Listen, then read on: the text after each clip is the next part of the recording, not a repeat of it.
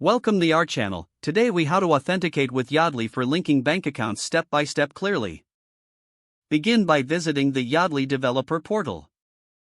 Log in with your developer credentials. If you do not have an account, create one by following the registration process. Once logged in, navigate to the API documentation section.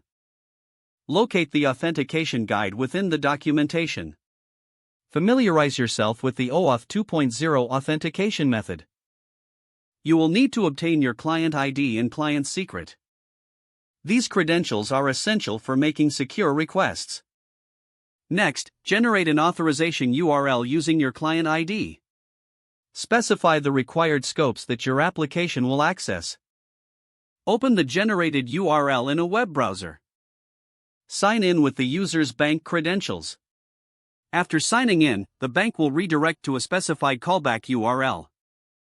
Capture the authorization code from the URL parameters. Use this authorization code to request an access token.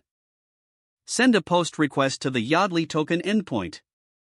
Include your client ID, client secret, and the authorization code in the request body.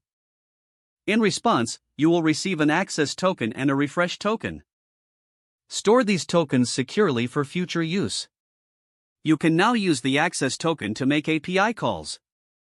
For linking new bank accounts, make a request using the access token. Check the response to ensure the account is successfully linked. Always handle errors gracefully during the authentication process.